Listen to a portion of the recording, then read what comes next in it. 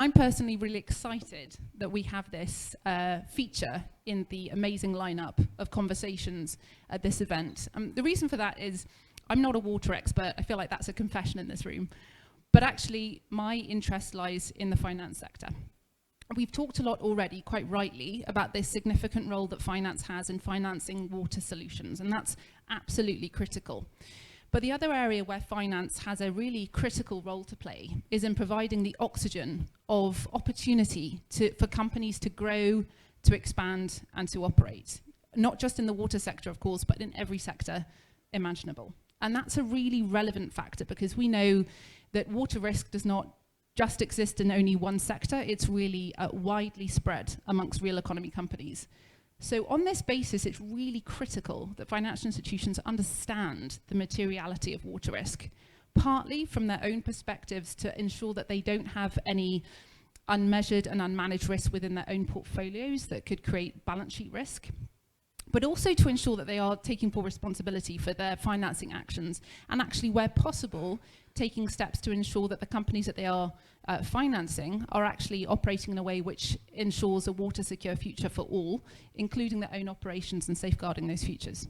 So I'm really excited to be joined by an amazing lineup of speakers today who are going to be speaking from those different perspectives around the role of finance and water security. So we have 3 speakers in person, we have 2 online, and then we're going to be moving to a discussion which I'm really excited to lead that. We have an intervention as well scheduled from a real economy company talking about their own management of water risk. So I think that's an interesting perspective. But we'll cut straight to it. So the first question is actually to one of our panelists online, Mr. Levis Kavagi, the African Regional Coordinator for Ecosystems and Biodiversity at UNEP. And this question is really to help us set the scene and to paint the picture of the context of what we're talking about. So, Levis, I'm hoping that you can provide us with some context on the risks linked to water and the interlinkages between climate, nature, and the important role that water plays within this dynamic. Levis, over to you. Thank you very much, and good afternoon. I'm Levis Kavagi. I'm happy to join you from Nairobi. I work with UNEP, United Nations Environment Program in Nairobi, and part of my responsibility is on water resources management. I'm therefore not coming in with the money, but with the environment perspective, to highlight some of the challenges that we face in terms of climate change, but also nature and the risks thereof. And as you can see, I am in my heavy jackets because since beginning of the month, the Eastern African region is going through the El Nino. We have seen quite a bit of flooding and loss of life, loss of infrastructure, and damage to several farming systems. So this is an opportune time to speak to you about it. So it's very cold in Nairobi and pouring actually very heavily. It's not evenly distributed. There are some areas with more severe flooding and areas with less severe flooding. As you can imagine, Nairobi, a city of 4 or so million people, depends on water, potable water from the water resources near and far. I think the average distance is about 63 kilometers where water is obtained from the reservoir and then pumped into Nairobi. So as you can imagine, when you talk about risks, in this particular time when we have El Nino, we are experiencing increased volumes in the dams, but it comes with filtrations. We are also experiencing disruption in supply because of damage to infrastructure, both at the upstream and downstream.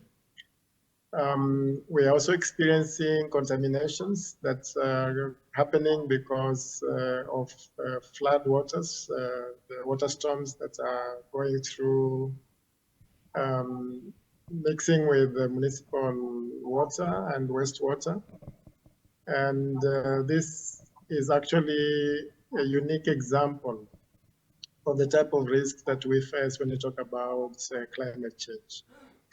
And ironically, just 3 months back, there was an international appeal for humanitarian assistance because of prolonged drought. It is on record the worst drought in 40 years, which affected the whole of Africa. It's a predominantly arid and semi-arid region. And there was quite a bit of devastation also because of prolonged drought. So we are seeing increased incidences of prolonged droughts and also flooding. But we're also seeing also incidences where predictability of rains is also an issue. And therefore, when we talk about agricultural production, there's quite a bit of uncertainty because the majority of farming, especially in sub-Saharan Africa, is happening as a result of rain-fed agriculture. So when you talk about climate change, is one of the risks and the associated impacts is a real issue. We are seeing it more and more pronounced in the recent years. So it's not something that we are talking about as we used to do 10 years, 20 years back, but we are really living in the current situation of climate change and seeing the direct impacts of climate change. How that plays out will depend also on how well climate proofed are the infrastructures, for example. But also when we talk about productivity in terms of agriculture, both crop and animal production, we would then first come from a period where we didn't have food because of droughts to a period where we do not have food because of flooding. This is the period, the second crop period in this region. And by taking this region, I'm just typifying what is happening across the continent, that we are in very uncertain times because of climate change and impacts of climate change. While talking about impacts of climate change, we talk about floods, we talk about droughts, we talk about uncertainty of the rain seasons. But don't forget, we also have health burdens that come about as a result of climate change, many of which are associated with water. Either there's too much water, so we get into a waterborne cycle or period, waterborne diseases period, and that becomes a burden, an economic burden to many countries and governments. But also when we have droughts, we have also outbreak of certain diseases that thrive when there's no water. So the balance, the consistent balance, and this is where I come from, is important when you talk about risks that are associated with climate change. Maybe to finish on the point of health, there is also the issue that come about because the disease burden, but also the contamination of waters as a result of flooding, which is mixing the municipal water with storm water and getting into water bodies, into the rivers and other water bodies. And then this becomes a problem. Number two, as we mentioned about agricultural production, majority of African countries are depending on agriculture for their economy. The economies are actually agriculture-based. And agriculture has several impacts also on water systems. On one hand, the expansion of agriculture, maybe through expanded land use, land use changes that open up new land to accommodate agriculture, they will eventually have impact on the hydrological cycle and disruption in the hydrology of certain places. And as these disruptions happen, therefore, also the investments that have been put in terms of water resources management, water resources development becomes a key issue. We already know that Africa is losing quite a big chunk of its forests. So this is an example where we're talking about loss of nature that is associated with disruptions in the hydrological cycles. We're also seeing the use of increased, so that is on the expansion side. But the other alternative to agricultural production would be intensification.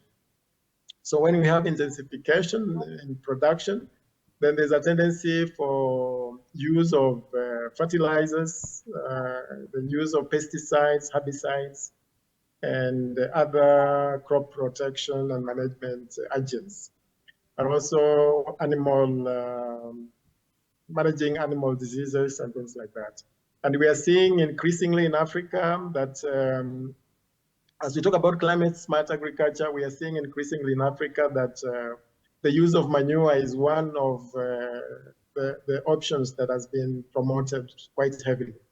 But this manure, if you want to get them in good quantities, then you depend on farms that practice intensification. So you get also the contamination of this manure with antimicrobial substances. You get contamination of soils as a result of that, but also contamination of rivers and lakes because of eutrophication. When nutrients that are coming, especially nitrates that are coming from fertilizers, find themselves in the water bodies, and then they affect the primary productivity in water bodies and the whole chain of ecosystem sustainability is challenged. And by so doing, even though we have less water that is available, by polluting the same water, we are making it even more scarce. So this is a big problem. It's related to agriculture, but also it is to the third point that I want to mention, it's related to urbanization. While urbanization is credited for being responsible for about a third of the GDP in Africa, because of the innovation hubs and the provision of services in a more centralized place, but it is equally contributing to water pollution. The lack of formal settlements, the lack of water treatment systems that can handle wastewater from industrial and domestic wastewater is an actual risk that we are facing today. So while we are struggling to maximize on the available water, we are at the same time shooting ourselves in the foot by allowing or getting more of these water bodies that are increasingly polluted. Thank you so much. We've only got 30 more seconds, so if you want to make any concluding comments, that would be fantastic. So thanks so very much. This lays the foundation of everything, because nature then becomes the foundation for water security. But investing in this water security also means that we need to go upstream and look at where do we get these water resources. And the damage that is happening to infrastructure means that once you have invested in infrastructure, then you're likely to lose your investment because of incidences or impacts of climate change. Thank you very much. Thank you so much, Levis. And I think you've raised some really interesting points there, using the example of the agricultural industry and its dependency on clean and safe water, but also the abundance of water is a really interesting example. But we also know that much as though the agricultural industry is very significant in its impacts and dependencies, it's not the only sector in Africa that is highly dependent. We know that, for example, in the apparel sector, in East Africa, this is very dependent upon an abundant source of water, but there's also risks involved in these practices, not least in terms of excessive withdrawals and pollution. And so there's this interplay between the dependency on a resource and then also the impacts on those resources, which are really critical for financial institutions to take stock of when they are looking at how to deliver a sustainable or support sustainable businesses in their practices. So let's move on now to the next question, which is going to be taken by one of our online panelists. We have Antoine Godin from the Head of Macroeconomic Modelling Unit, AFD. And to you, my question would be, increasingly, we're seeing that financial institutions have started their assessments of water-related biodiversity or nature-related financial risks. So please, could you tell us more about the existing methodological framework behind these assessments? And please, you have 7 minutes for this. Thank you very much, and it's a pleasure to be participating from Paris, and I'm really sorry I couldn't be with you guys today, but such is life. Yeah, so what I want to stress here is that the water financial risk is embedded within the nature-related biodiversity financial risks assessments that exist and have been more and more developed over the last few years. The TNFD, the Task Force on Nature Financial Disclosure, has provided a framework based on the LEAP approach: locate, evaluate, assess, prepare. The NGFS framework, the NGFS, the network of central banks looking at climate and biodiversity, have proposed a framework where they stress the importance of identifying the sources of physical and financial risks, physical and transition risk, and then assess economic consequences, and then the financial risk. So what you see is that the idea is to try to capture as much as possible the different feedback loops that are coming from what Levis was presenting earlier on, trying to understand from a biophysical perspective, what are the consequences of water stress or of too much water coming in, and then move on to the economic activities that depend on the provision of ecosystem services or that exert pressure onto the water availability, and then move from the economic activities to the consequences from a socioeconomic or financial perspective. That is, how much financial distress might emerge, what would be the consequence for the macroeconomic stability, and so on and so forth. So the idea is really to try to have this framework that goes from biophysical dependency to ecosystem services or biophysical pressure exerted by economic activities to economic activities, direct and indirectly, and then to the consequences from a socioeconomic or financial perspective. What is important here is, as you have already stressed, it's the importance of having this double materiality from financial institutions. So understand that the portfolio is dependent on the provisioning of these ecosystem services, but at the same time is also exerting pressure on ecosystems through the financial activities and the economic activities that depend on the financial activities. So really, we want to have this double vision, the double materiality, dependence and pressure at the same time. And so the framework, by trying to understand, okay, what are the physical risk or the dependency risk, and what are the transition risk, or how to reduce, what would be the consequences of reducing the usage of water, you need to understand from a biophysical perspective, what would be the consequence? How can we stress the likelihood of water stress to emerge? What are the likelihood of too much water and flooding emerging? And then what are the likelihood of policies to be implemented to change the way in which we interact with nature? And so this is really where the first part of the framework really stresses that kind of approach. And this is where it's becoming a bit complicated, because you've heard from Levis that there's many different ways in which dependency and pressure are exerted. And this is where economists and financial experts have to talk to ecologists, hydrologists, climatologists to understand what is the biophysical representation of these dynamics. And then combining these biophysical representation, combine them to economic activities, dependency or pressure. And there's a lot of databases that actually do this combination between the two. So that's the biophysical representation. Then we move to the economic dependency and pressure. So trying to understand how economic activities are exerting pressure by using water or are dependent on the provisioning of ecosystem services. And here, what is important to understand is that there will be supply constraints. And this is something very difficult for economists. In general, we take the assumption that prices will clear the market. And so there will never be any constraints coming from the fact that you cannot produce anymore. But and this is something very important for us as economists to understand, is that we will be facing situation where we cannot produce either because there has been flooding or because there is no production because of droughts. And understanding how the failure of production then propagates into the value chain upward and downwards by leading to further indirect effect. And so here there's a lot of modeling exercise that we can try to understand the interactions between the direct dependency or pressure and then the indirect dependency or pressure. And so this is where a lot of work can be further done.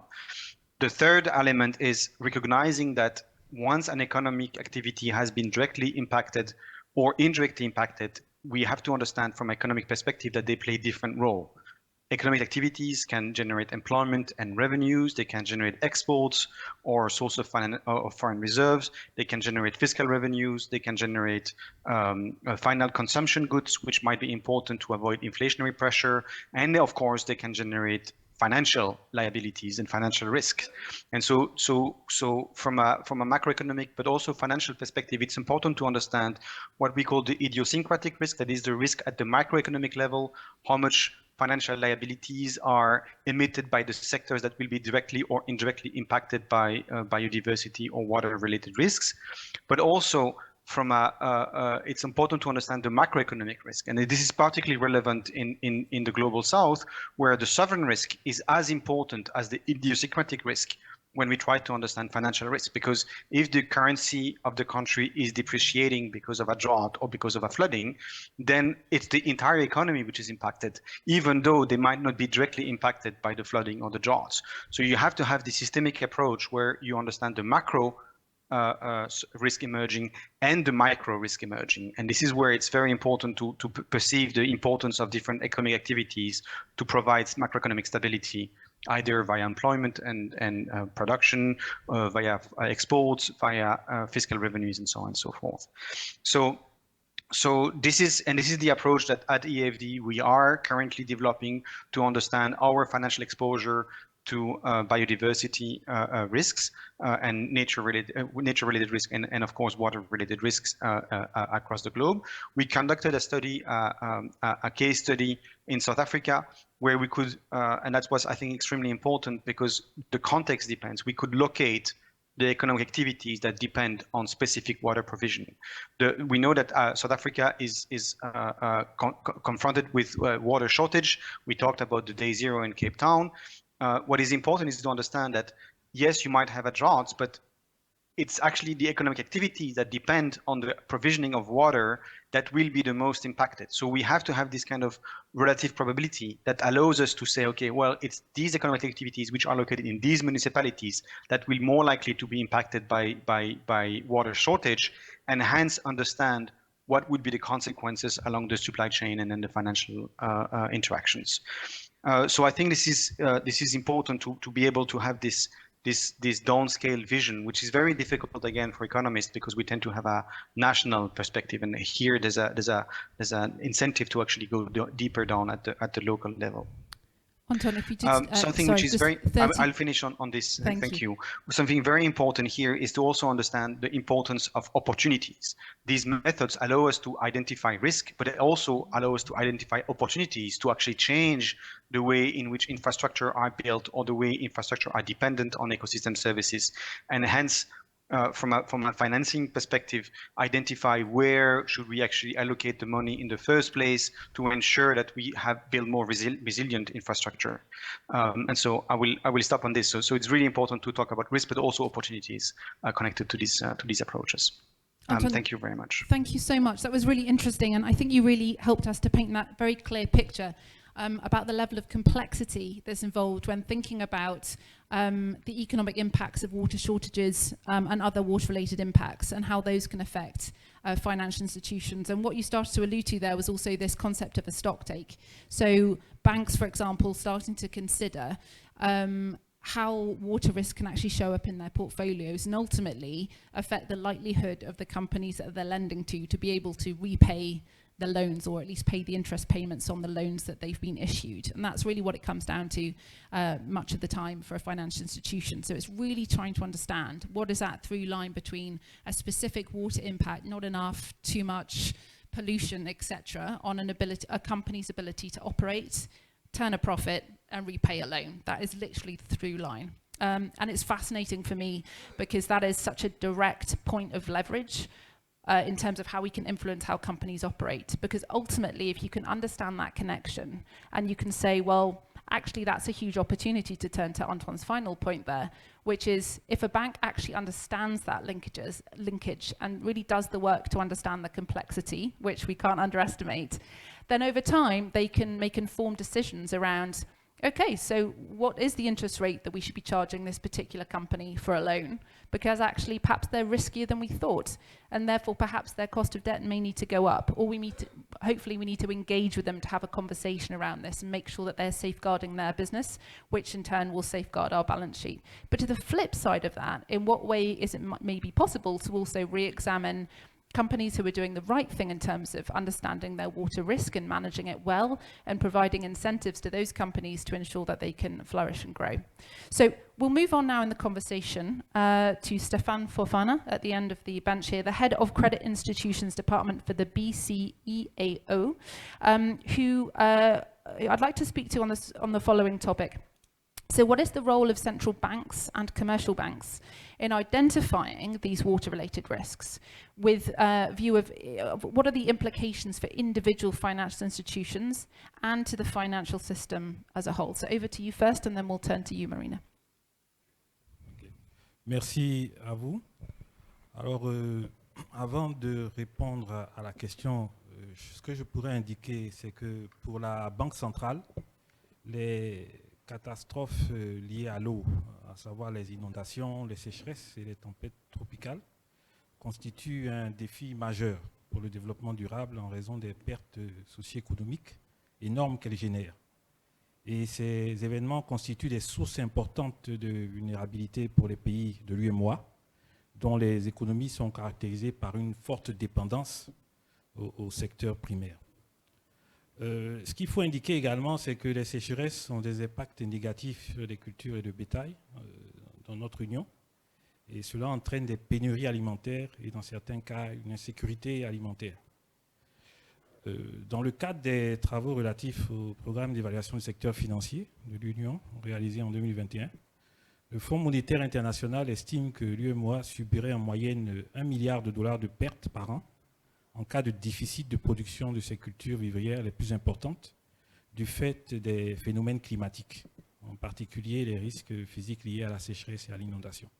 Et cela représente 0,7% du PIB régional perdu en moyenne chaque année.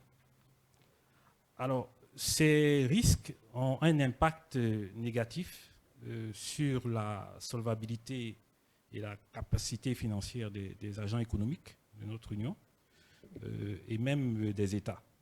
Et ce qu'il faut indiquer, c'est que ces risques exposent les institutions financières à une augmentation des risques de crédit, des risques de marché, des risques de liquidité et des risques opérationnels. Et donc, cette augmentation des risques, des principaux risques au niveau des institutions financières ont un impact sur la qualité du portefeuille des établissements de crédit et cela peut affecter la stabilité financière. Et cela est un enjeu assez important pour la Banque centrale. Ces risques également peuvent impacter la politique monétaire de la Banque centrale, puisque lorsque ces catastrophes naturelles surviennent, cela a un impact négatif sur les variables macroéconomiques qui sont au cœur des fonctions de réaction des banques centrales dans le cadre de la politique monétaire.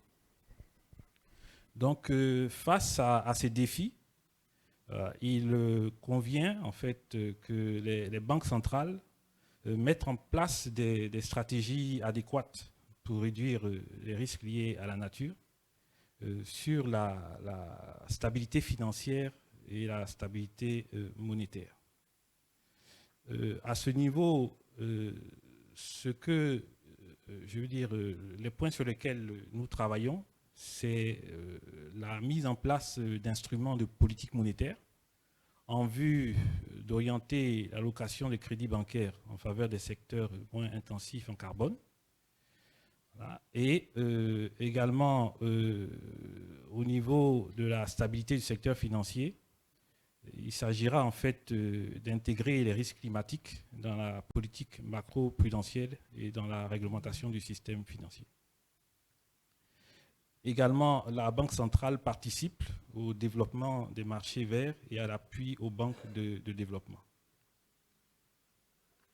Nous avons également, au niveau de la Banque centrale, mis en place un comité politique climat qui travaille à proposer, suivre et coordonner la mise en place d'une politique climat au niveau de notre institution. Alors, juste pour terminer, c'est qu'au niveau de la Banque centrale, nous avons adhéré à des plateformes internationales, notamment le réseau des banques centrales des superviseurs pour le verdissement du système financier. Et également, nous avons adhéré à l'inclusion à une association, l'AFI, voilà, qui a en charge la promotion de la finance verte auprès des populations.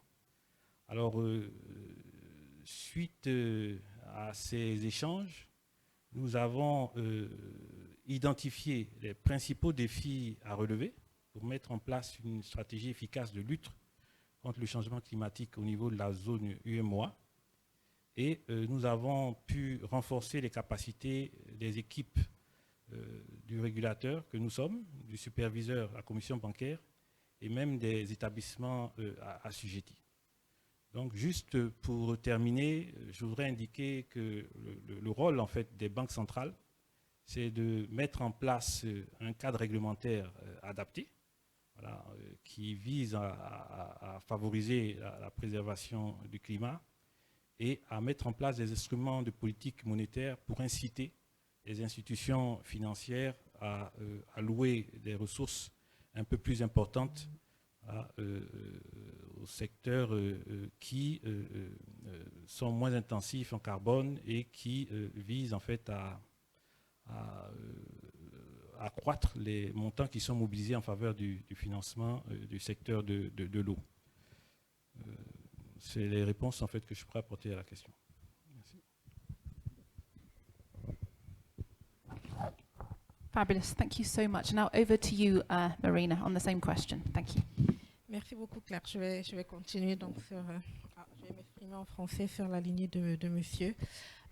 Donc, en fait, quand on parle des risques qui sont liés à l'eau, à l'assainissement, ça fait partie des risques environnementaux de façon plus générale et c'est étroitement lié aux risques climatiques, puisque les risques climatiques, les risques physiques dont on a un peu parlé vont venir un peu aggraver les effets des risques de l'eau. Donc, je vais m'exprimer vraiment de façon générale sur tout ce qui est risque environnement et risque climatique. Donc, quel est le rôle des banques commerciales pour faire face à ces risques ? Le premier rôle des banques commerciales en Afrique, c'est de comprendre ces risques et avoir un peu la même démarche que l'AFD, ce que M. Godin nous a présenté il y a quelques minutes, pour comprendre un peu ces risques et les intégrer dans leurs opérations et de pouvoir mesurer ces risques. Et ça, c'est vraiment très important parce que le secteur financier est clé pour nos économies.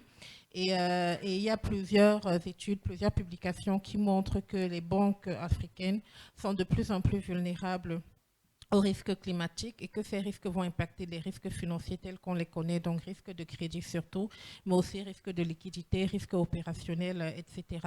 Donc il y a vraiment un rôle important pour les banques de mesurer ces risques et de les intégrer dans leurs opérations d'octroi de crédit et de gestion des risques pour éviter qu'on se retrouve dans des situations telles que ce qu'on a vécu en 2008, parce qu'on sait ce qui se passe quand le secteur financier est en détresse. Donc pour moi, ça, c'est vraiment le rôle le plus important des banques. Donc il y a, comme je disais, il y a des études un peu qui essayent de mesurer l'exposition au risque des banques commerciales.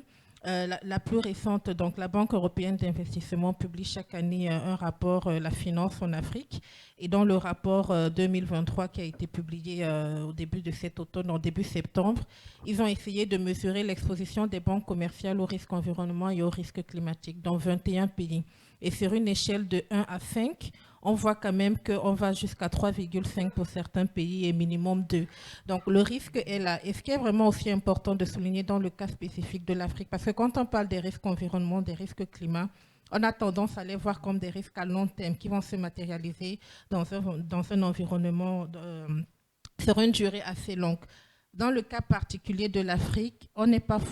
je pense qu'on est d'accord, on a vu un peu avec la première présentation de Larry, ces risques se matérialisent déjà, on peut déjà les constater. Donc là, on n'est plus forcément sur du long terme. Quand une banque a octroyé une facilité de crédit à un agriculteur qui est dans une zone où il y a de plus en plus de sécheresse et du coup, l'agriculteur n'arrive pas à atteindre ses objectifs de récolte, le risque de crédit est là, il y a un risque assez important qu'il ne puisse plus rembourser.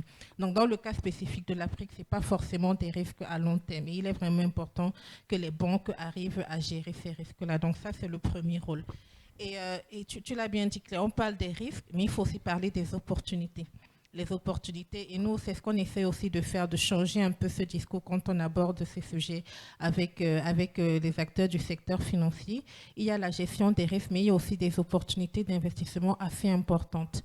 Quand il est estimé à peu près qu'il faut, c'est une estimation de la Banque africaine de développement, qu'il y aura un besoin de 5 000 milliards de dollars à peu près d'ici 2050 pour répondre aux défis d'atténuation et surtout d'adaptation en Afrique.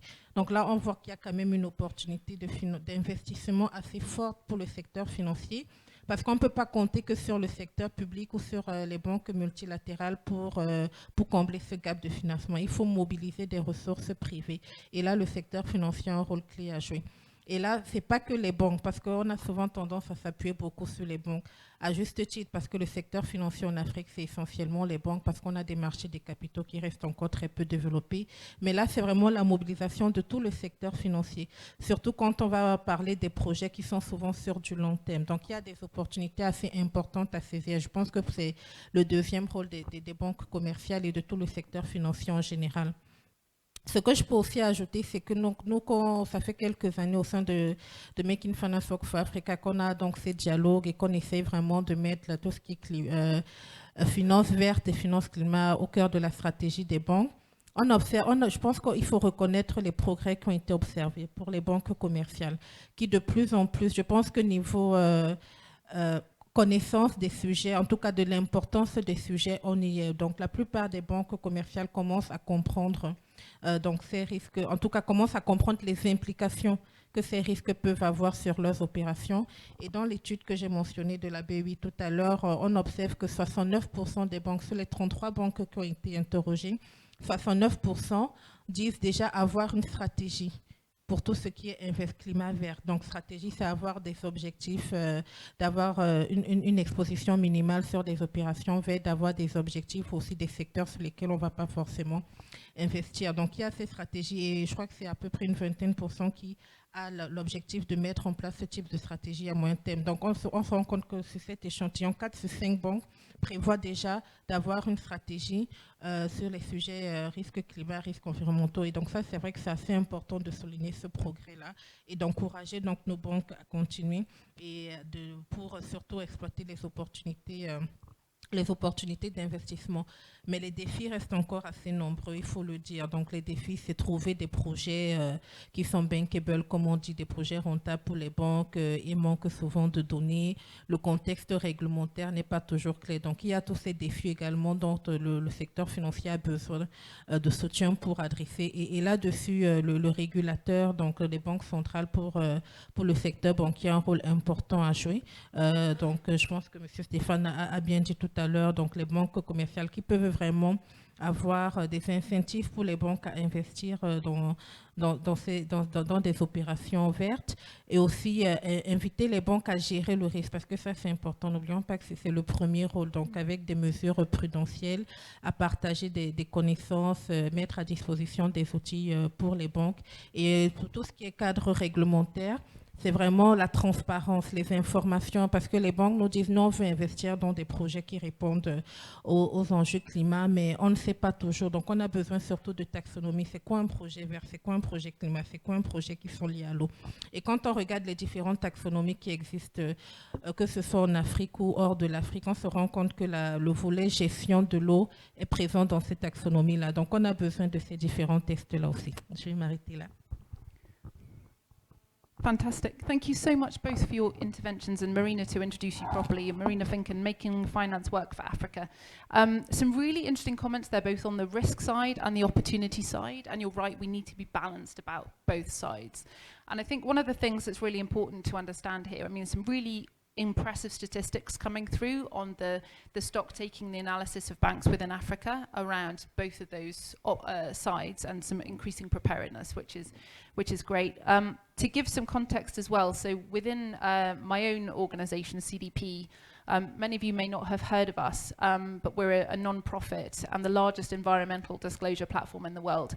So this year we had over 22,000 companies disclosing to us on their climate-related risks, and actually over 5,000 companies disclosing on their water impacts and dependencies, of course. So it's really encouraging to see that we've had a 25% growth in disclosure on water specifically in the last year. So in terms of what we're seeing, in terms of, you know, more companies, more real economy companies taking stock of their risks, which in turn then enable more transparency and analysis for financial institutions when they're thinking about their portfolio impacts. That's really critical. But we're also seeing that this year, 350 financial institutions from 52 different countries in the world disclosed on their own water-related risks and dependencies in the portfolios. So we are already seeing some very good momentum on this matter. We're not starting off from the very beginning at this point, but it really is a question of how we build on this from here on in. So to take us to our final intervention, and then we'll open up for some wider questions, I'd like to invite Dr. Habil Olaka, CEO of the Kenya Bankers Association, to talk to us about what current initiatives are in place amongst financial institutions to improve the management of nature and climate risks that are linked to water. And are there any takeaways from TNFD pilots in Africa? So 7 minutes for this, please. Yeah, thank you very much. Maybe I can start from where Levis did a very good job in terms of trying to identify some of the water-related financial risks, and I would start from there. They are basically categorized into three broad categories, and interrelated. These are essentially the fiscal risk standpoint, and then there is the regulatory risks, and then there is the reputational risks. Now, going on to from a physical standpoint, I think Levis made a very good overview of that in terms of lack of access to water, and then affecting operations, or and this can be either due to drought or long-term lack of access to water, or it can be flooding. He also brought in the angle of contamination, all that affecting your physical access to water, and that of course can render it unfit for operational use. And this can also be significantly pronounced for entities that are water intensive, operating in areas where there's scarcity of water, and so that can be a fairly significant risk for them. And this is normally exacerbated by climate change, which then makes the situation even worse. Now, on the regulatory risks, I think is an issue of laws and regulations being brought in to either control and it can affect the availability of water, or the costing of the water, and therefore affecting your costs of operation, and that can have its own effect. When you talk about the reputational risk, again, this is an issue of the fact that you are utilization of water and the effect it has on the availability of the water can actually then drive sentiments against the company. And you're talking about the brand value, you're talking about the customers in terms of their perceptions of the company, and also it links into the regulatory retaliation measures, which then goes into regulatory risk I talked a little bit earlier. Now, companies, therefore, or rather banks for this case, need to effectively be able to assess and be able to measure the effect of this risk in terms of what it has an impact on their financial position. And this can manifest itself in terms of credit risk for the financial institution. So it needs to be adequately and well managed. Now, this therefore means that banks will need to invest in frameworks to be able to assess and manage these risks. Like for example, in the case of Kenya, we have put in place frameworks that would be able to assist banks to do that. And for example, Central Bank, in June 2023, they put in place a requirement for the banks to start putting in place reporting frameworks in terms of their climate risks and how they're managing that, and therefore the need for financial disclosure. But I think coming down to the direct question, in terms of what are some of the regulatory initiatives that are going around, I think I'll want to mention the fact that there are a number of regulations or frameworks being put in place to handle the water supply management. For instance, according to the Water Supply and Sanitation Regulation Landscape Report that was published in 2022 by the Eastern and Southern Africa Water and Sanitation Regulators Association, there exist national documents for water supply in about 45 of the 54 African countries. That's about 83%. And on the sanitation side, there are documents for 44 countries out of the 54, which is 81%. Of course, these regulations vary in terms of the extent to which they provide a clear roadmap for managing the water supply and sanitation as well. Of course, there's really room for this to be enhanced in line with the regulations that are currently considered to be best practice, the likes of TCFD framework. We are also aware of the fact that TNFD framework has also come in place, and so I think the issue is just aligning them.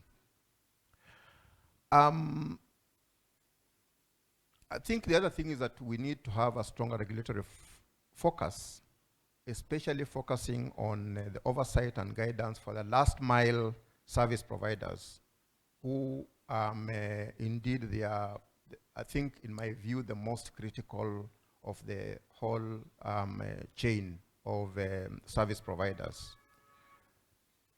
The report that I referred to shows that all African countries have multiple water supply and sanitation providers, ranging all the way from national and regional utilities, large-scale private enterprises, informal private enterprises, community-based operators, and they are all operating at different formality stages.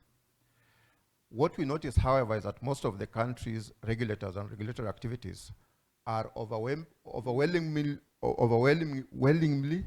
focused on the predominant service providers. And by the predominant service providers, we're talking about the national or regional utilities or the large private operators.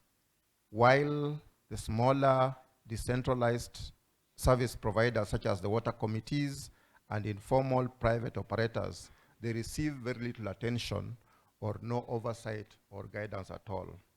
So there is really room for us to cascade attention to this lower level, what we can refer to the last mile service providers, who have got the potential to create stronger impact to water supply and management. But I think the final thing that I would like to mention is the fact that there is need to have supplementary supportive market-driven initiatives. And I think this is where the work that we do at the KBA comes in. We currently run a sustainable finance initiative, which is purely market-driven.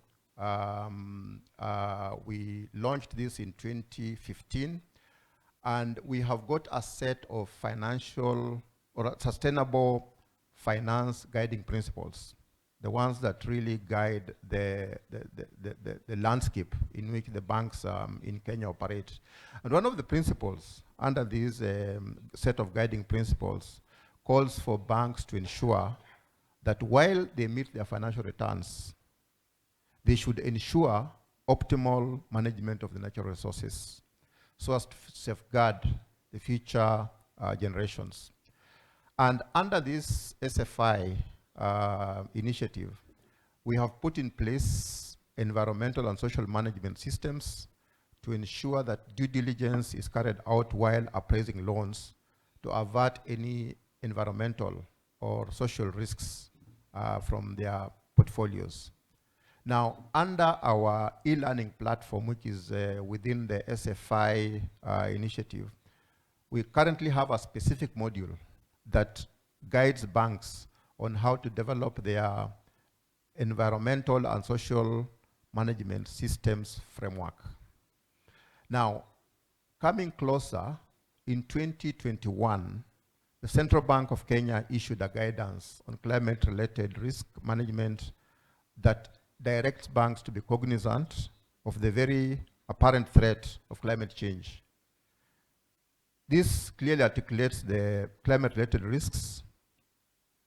It also articulates how this can lead to credit risks, and it calls for banks to embed these financial risks from climate change in their governance arrangements, while at the same time incorporating these financial risks from climate change into the existing financial risk management practice, and develop, more importantly, an approach to be transparent and therefore disclosure on the financial risks that arise from the climate change.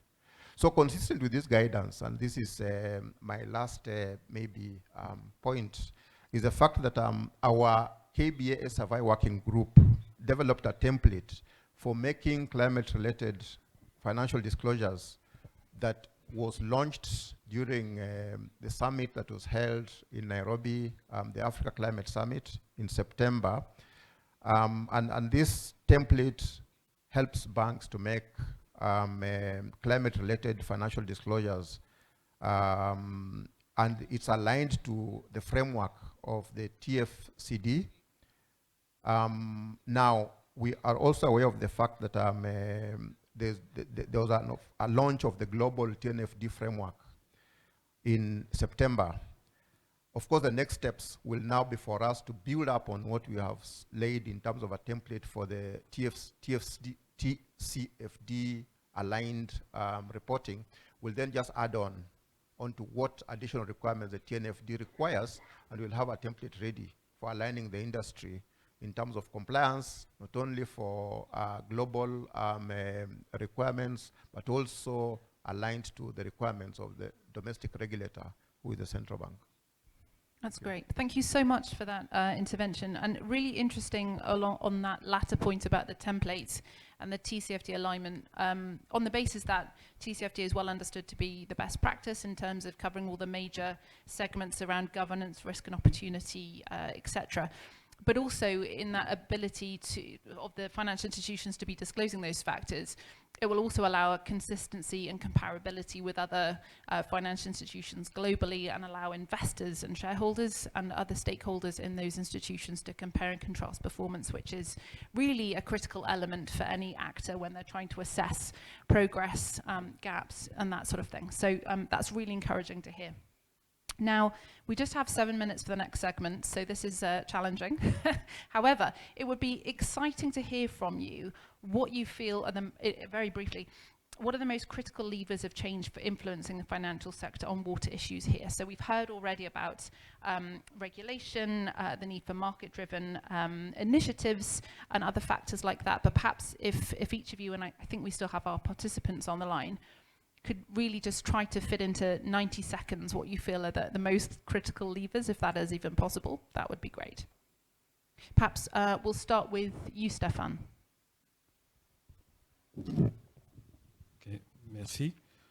Bon, en fait, du point de vue de la Banque centrale, le facteur le plus important, bien entendu, je vais revenir là-dessus, ça peut être une redondance, mais c'est l'aspect réglementaire.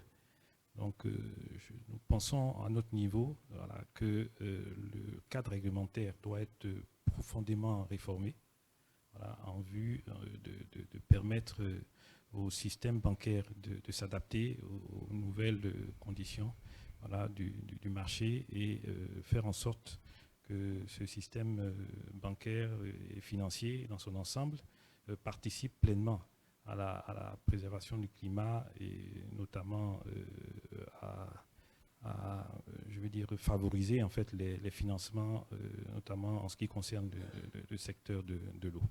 C'est ce que je pourrais indiquer sur ce point. Thank you, Stéphane. Marina, perhaps we'll move to you.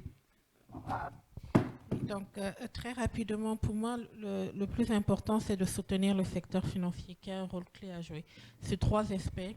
Partage de connaissances et des compétences parce pour pouvoir implémenter les différentes stratégies qu'elles veulent sur tout ce qui est avoir aussi une voix africaine parce qu'on a mentionné plusieurs normes internationales. Il faut s'assurer que les acteurs vont pouvoir mettre en place ces normes-là et qu'il y a vraiment une voix africaine dans tout le débat international et aussi plus de coordination des différentes initiatives qui existent. Je m'arrête là à cause du temps. Yeah, I think it's a really great point, and I think especially around the point that you particularly have drawn out around the opportunity. There is so much opportunity for investment and financing to climate-related solutions and water-secure solutions here. So you're right, it's absolutely critical that the African voice is heard. Dr. Habil. Yeah, I think for me it's just the fact that I think in view of the dynamic nature of the landscape, I think it will continue evolving as new threats come in. I think we'll see the regulators beginning to move forward in terms of trying to put in place the necessary regulations to ensure that the regulated entities are aligned. And I think the critical thing will therefore be the fact that we will need to put in frameworks in terms of capacity building for the entities to get aligned and respond to the evolving environment.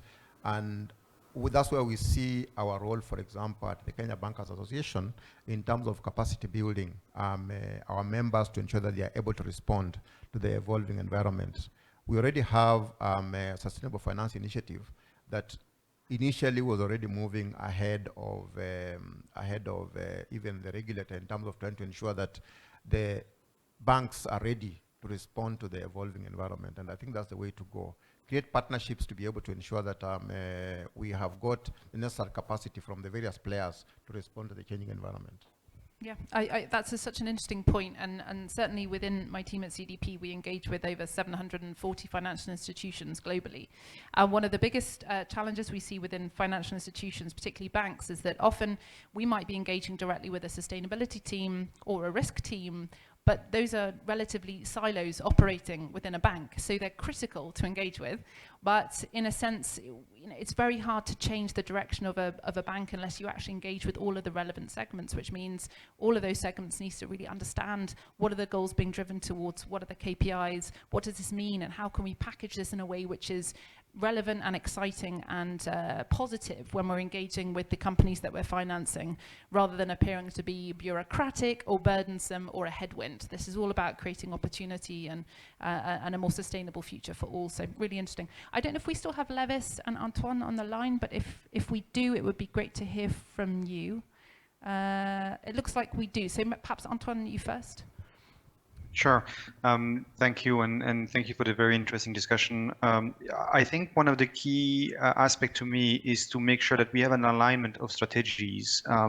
So both in terms of water, but you could think about the water, energy, food nexus.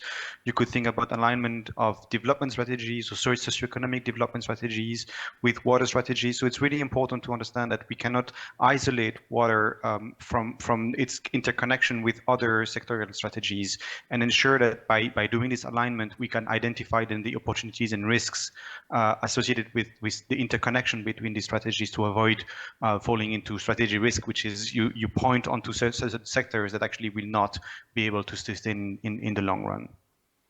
Absolutely right. The complexities and the interdependencies are complex and significant, but we mustn't oversimplify, because that would be a danger and certainly not completing the task in the way that we need to. So great point. Levis, I think we still have you on the line, and we're running on time, so if we could give you 90 seconds, would be fabulous. Thank you. Thank you very much. From us, from ecosystems and environment point of view, we need data. And it's good that we have now come up with statistical standards on environments. So gradually, this will help actually financial institutions to be able to develop products and packages from an informed decision-making point of view. Secondly, there is an appetite for voluntary measures, as we have heard before. So, and awareness by the private sector to be able to pick up some of these initiatives from a sustainability point of view. And for example, UNEP, we are working with a number of private sector entities, especially the heavy water consumers in the beverages industry, to see how do they maximize on water efficiency, but also reduce the wastewater or reuse the wastewater in their processes. So there are many opportunities that can be leveraged, but to understand this and for them to be backed with financial products, we need a lot of data on ecosystem services that give you more confidence to make such decisions. Thank you very much. Levis, that was a perfect comment, especially given who I'm going to be turning the floor to next. So thank you so much. This point about understanding what are the opportunities that exist within companies, real economy companies, to manage their water resources and water dependencies more effectively, whether that's increasing efficiency, reducing discharges, or reducing pollution effects, just to name 3 examples, is really, really critical. And so in order to have that pipeline for a financial institution to understand what are companies doing and how can we play a role in enabling those companies to do more, it's really important to see companies disclosing that analysis, which is, to my point earlier, it's great to see 5,000 companies now doing so. But I'm really excited to say that we have one such company in the room, in the form of Barrick Gold, who of course have operations here in Côte d'Ivoire as well as Mali, and we actually and many other places. But we're fortunate enough to have the environmental and community manager in the room here, who is one of the individuals that feeds into their water disclosure. So they've been disclosing CDP for many years. And I thought it'd be interesting to give Moussa Kante an opportunity to speak to water resource management at their gold mining site. Obviously, the mining process is very water dependent, but Barrick have been doing some really interesting things for quite some time to demonstrate how they can and need to manage those water resources effectively. So, Moussa, I'm not sure if you have a mic. If not, if we can get one to you, or I'll dash over. But it would be great to give you 5 minutes to talk a little bit about the work you've been doing there.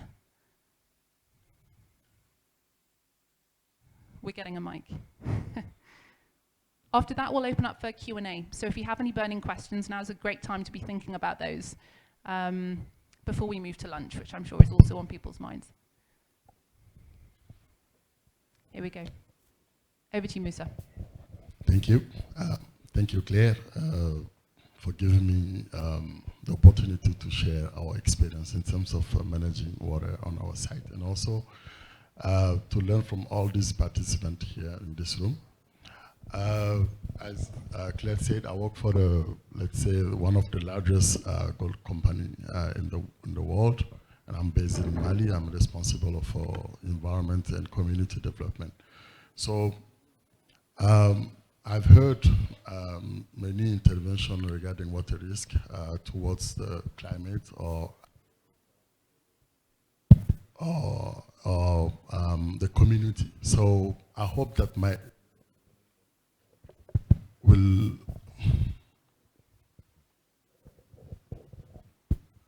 So I was saying that I hope that my little intervention will allow people to understand a little bit the impact of water towards the industry just like ours. So I'll try to categorize the water risk into three. One that are called input and output, and then the community needs. So input is two aspects in terms of quantity and quality.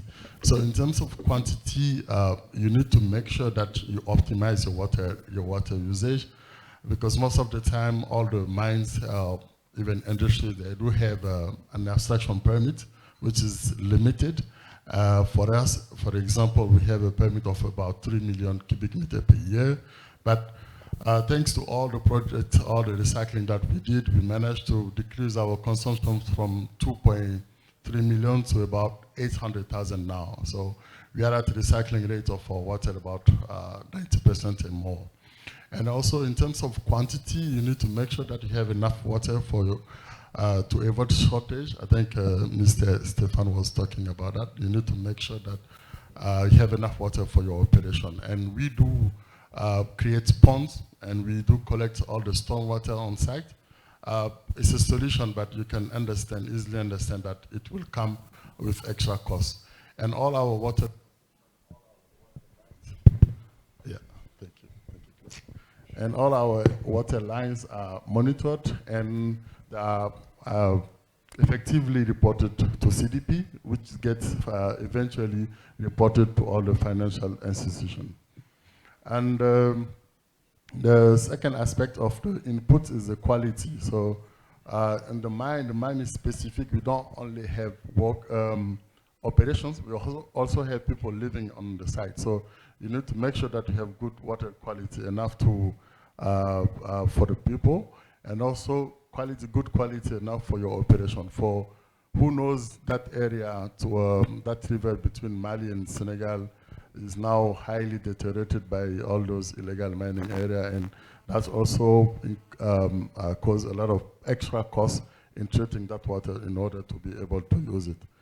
And the second category is output, as I said. So that's what comes out of your mine toward the environment. So first is still quantity, because you do have also a permit, a discharge permit, but also quality. So you need to make sure that you comply with the quality if you want to still compliant to the law. And also in terms of community living around them. So you want to make sure that you don't impact negatively the water quality around. So on our side, we really do have a long list of water treatment plants to make sure that all the water that might come from the mine is within the guidelines. So the final point is really the community needs. So you have community living around the mine, and it's part of your CSR to make sure that those communities have access to water, but it's also important in terms of what we call the license to operate, the acceptance of your project by the community around you. So I've said it earlier, you need to make sure that you don't impact negatively the water quality. But beside of that, there are other stuff, other source of pollution. Like I said, in our case, we have a lot of illegal miners in the area that can deteriorate the water quality, but community will still come after you because they're expecting you to provide water. So in that sense, we have undertaken many projects. I think nowadays we are about more than 100 water points that we've created in our, let's say, immediate community, which is about 15 villages. And that's really allowed to move the number of inhabitants per water point for plus 1,000 when we are getting there to less than 200 now, while the Malian guideline is about 400 in the rural area. So those are really actions that we are doing. And also, Claire, if you allow, I would really like to finish with a call, because most of the time when we talk about the mining sector, people especially the financial institution, they think that, no, those guys, they have money and they can sort out the issue themselves. I said, yeah, that's true, but I would say we have a limited budget for this project. And it's always good to have other financial institutions to come with us, which have, let's say, more financial power. And also what I was saying, also the financial institution, most of the time, they also have that institutional power. They can bring in the government to support all the projects that we are doing. And also for the institutions or organizations that are actually looking for impact on people, I would say the mining areas are really one of the best places where you can go, because those places record high influx of people. These are places where population can be multiplied by 10 in about 1 or 2 years time frame. So you can understand that those management of those kind of influx are really nightmares for the government. So I really hope that we're going to have many of the financial institutions that are here with us, so that we can do projects for the good of our community. Thank you. Thanks so much, Musa. I think a really interesting intervention, and really interesting to hear from a real economy company there in terms of how they've been managing their water resources, both for the benefit of the company and, of course, the local community, which is intrinsically important to the license to operate point, which is critical. I think to a point that I think, Marina, you made earlier around sustainable finance.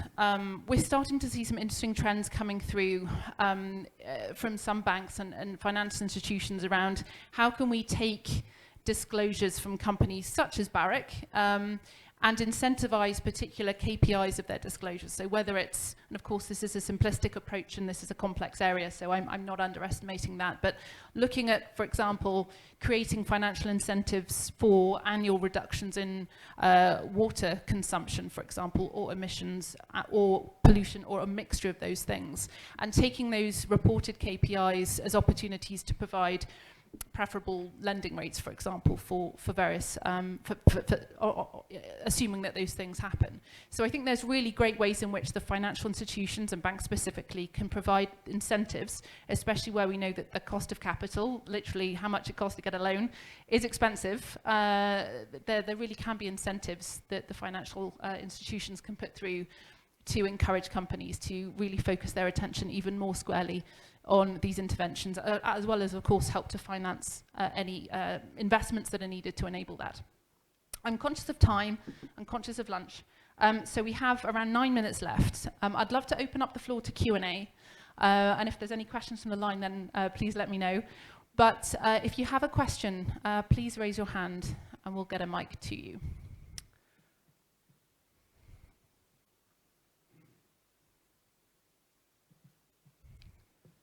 No questions. Okay, sorry, was there a hand up? Okay. Nick, okay. If you can help with the mic, thank you.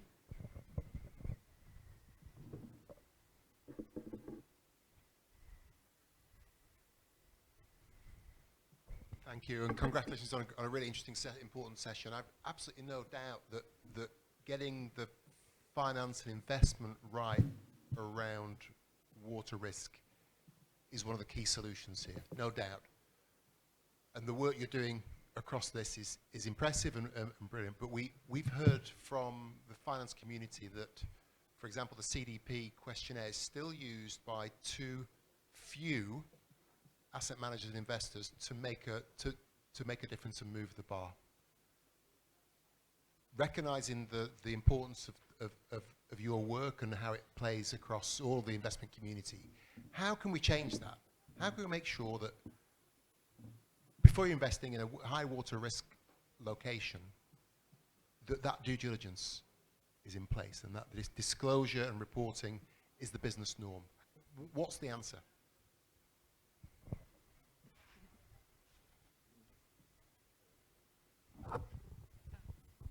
Thank you. Great question. And certainly super relevant. I'll take it first given the CDP link, but of course I'm sure there'll be also some perspectives here. On the CDP point, you're right, we need to see more financial institutions relying on the data. That's critical. And a key point of our work, and for context, a year ago, we would have had the amazing Kate Lamb, water security representative of CDP, sitting right here. And she's not, partly because she's on sabbatical, but also partly because my team, the capital markets team, who engage with, as I said before, over 740 financial institutions, are increasingly taking the subject of water security very seriously. So it's our job to be on the front lines, building capacity with financial institutions to showcase what is the materiality of water, how can it show up in your portfolios, and how can we support you in a data-driven way to engage with the companies you are financing, to encourage them and motivate them through various mechanisms to do the right thing to reduce that water risk. So that is a job that we have, but there's also market pressures at play. So we've already heard about the regulatory outlook, and I think we've been doing some really interesting work with some of our partners around the prospect of potentially water-related stress tests. And we know from the climate-related stress tests, and of course those two things cannot be divorced, but we know from prior experience that those stress tests really create a mechanism and a motivational force for banks to really examine with immediate effects what those risks look like and identify where data gaps are present, which hinder their full understanding of the topic area. So we know from the UK example that there are major banks who were subject to that experiment and initial phase of stress testing 3 years ago, who are now actually using the outcomes of that to directly impact the cost of capital. So for companies who are at significant risk of climate-related impacts due to their own operations, they are now basically charging them more for their loans. So it's having a real impact. So I think the regulatory, policy-driven pressure is going to be significant. I think also the wider pressure to think about setting nature-related goals is also going to be a huge factor, and we've talked about TNFD here today and how that's going to be focusing minds. But I think really the opportunity side is also a big push that we really need to be making clear to financial institutions as well. This is an opportunity to not only safeguard your portfolios, but also work at a much deeper partnership level with the companies you're financing to ensure that they are safeguarded for the future, that their supply chains are safeguarded for the future, and how we can work together to ensure that that happens, to ensure business success for everybody. And that's really the bright spot that we need to get to. Not wanting to hog the mic, does anyone else want to come in on this question of how can we increase the urgency really of financial institutions engaging with water-related data from companies?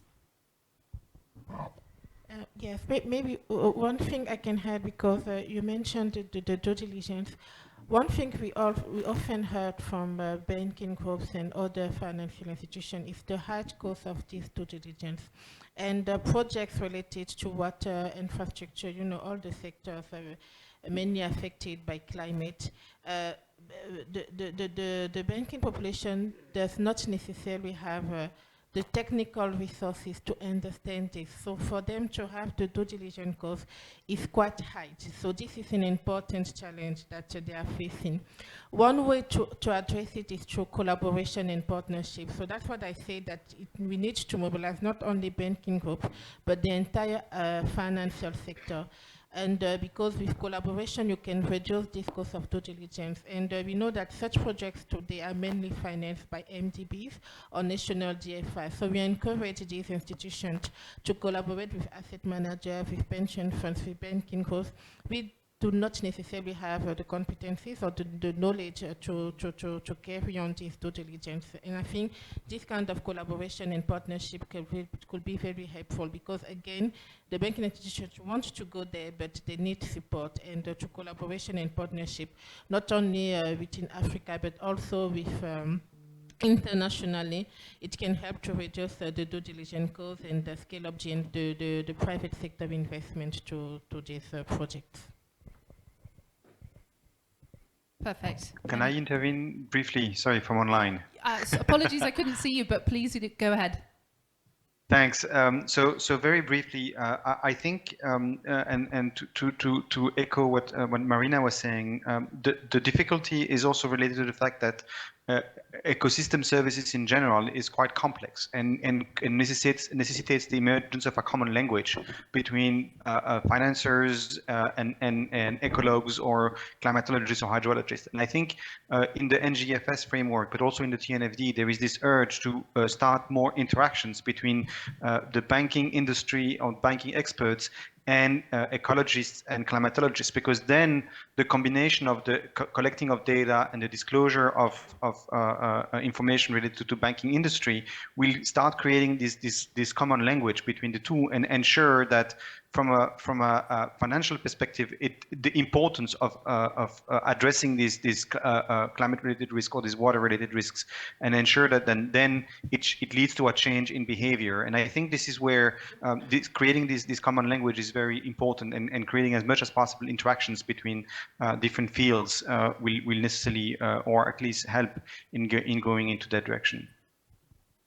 Perfect. Thank you so much, Antoine. We are almost out of time, so we're going to wrap up now. I really would love to thank all of the panelists, both in the room and online, for all of your fantastic interventions and perspectives, and also Musa from Barrick Gold for giving the real economy view from the mining sector there. I'd also just like to remind everyone that session 6 on financing sanitation will start at 3 p.m. after lunch. So please could participants arrive 5 minutes before the start of that session, so 2:55, so that we can start on time for this afternoon session. But thank you all, I really appreciate it, and now I hope you enjoy your lunch. Thank you.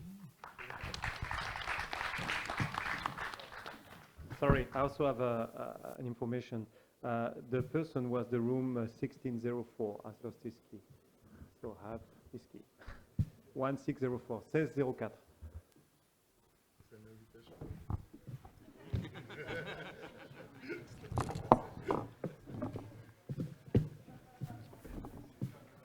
So thank you, Claire and panelists, for this very interesting session. It's a rising issue, and we'll hear more about it, I think, in the coming months and years. So thank you for that.